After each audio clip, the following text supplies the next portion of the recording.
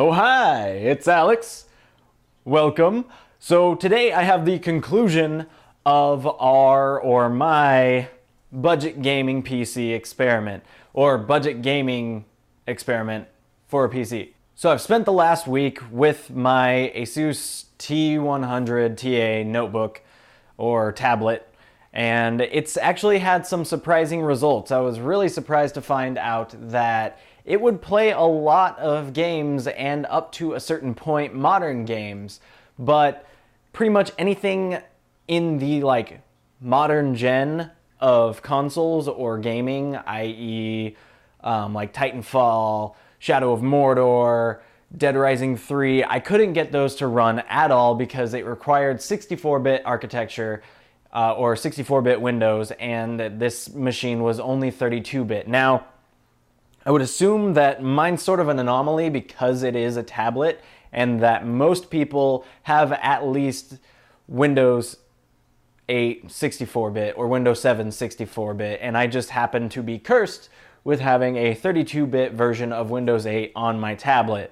But beyond that, I was really surprised at the games that I could get running. I got Skyrim to run.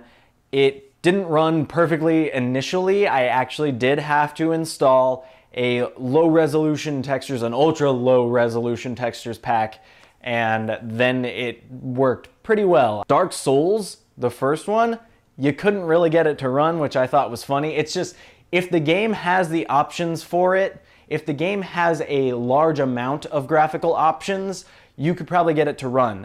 I couldn't get Crysis 2 to run because the only options it had was high or ultra, bitch, and that was it. So you had to weigh your options. Badoom tis. So I got Skyrim to run at about 26 frames per second on average. It would go anywhere from around 30, and then it would dip below to about 22-ish every once in a while. But for the most part, I would say my average was 26 frames per second, which I find entirely playable.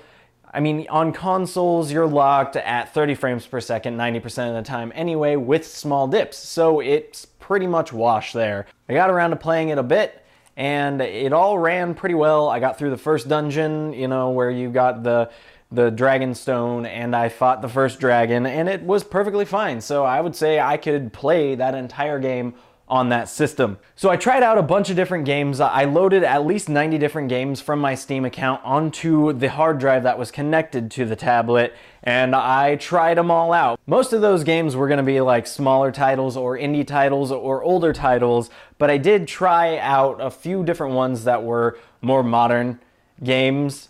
Most of those unfortunately didn't work. I tried Shadow Warrior, I tried Dead Rising 3, I tried Shadow of Mordor, I tried Batman Arkham Origins, and I couldn't get any of those to really run. The most modern games that I could get to run were Skyrim, BioShock Infinite, DMC Devil May Cry, and that's pretty much it. I mean, I got Fallout 3 to work, and I got Fallout New Vegas to work, and I got Borderlands to work, and they all worked pretty well. Borderlands was a little on the slower side. I was debating whether or not to say it was actually playable. As far as all the other games I tried to play, the older titles and the more indie titles, most of them had no problems at all. I got Binding of Isaac Rebirth to play at 60 frames per second. Risk of Rain played at 60 frames per second. Echo of the Wilds played at what I'm assuming 60 frames per second, but that one I couldn't get an FPS counter to go, or I was too lazy and I didn't do an FPS counter on it, but it ran perfectly fine. The Long Dark had some troubles, but it was playable. I definitely had to downscale the graphics a ton more than what I had assumed I would have to do, probably just because it loads the world in such a way that really eats up memory. And I only had 2 gigs of RAM on this tablet, but by and large, I think that it's really possible to do a great amount of gaming, especially if you're into indie titles, especially if you're not revolving around the AAA titles on a budget kind of system.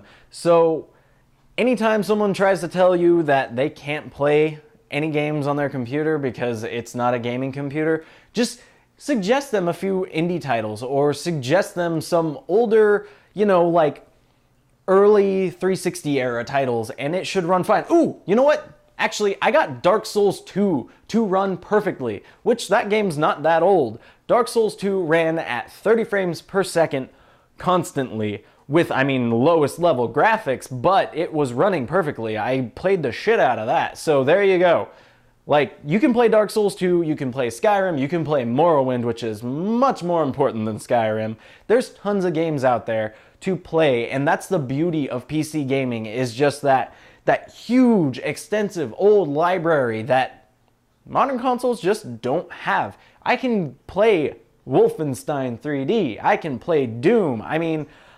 I have no limitations to how old the games I can play are, basically.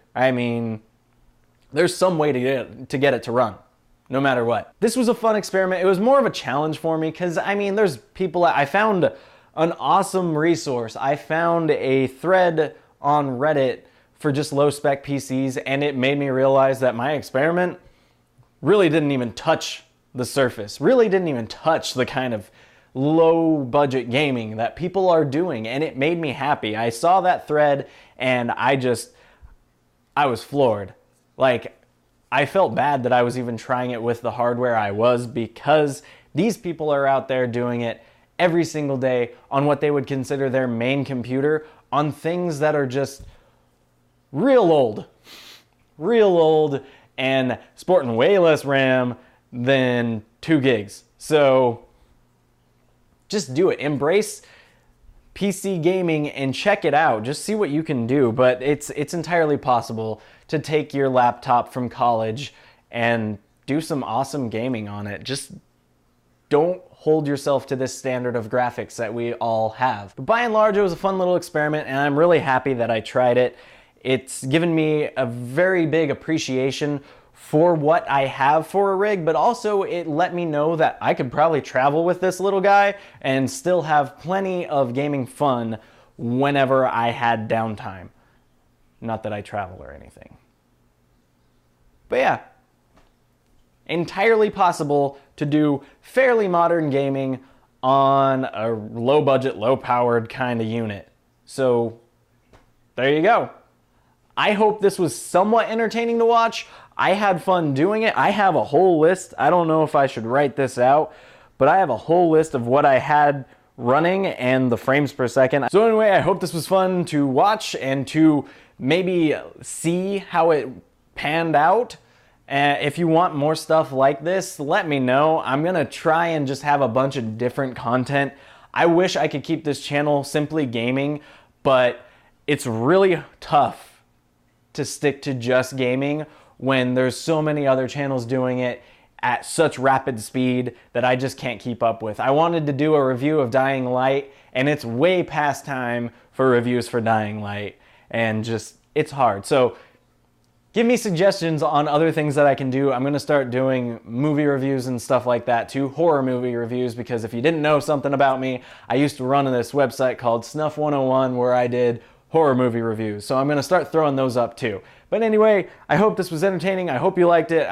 Let me know what you think about things, and have a wonderful day.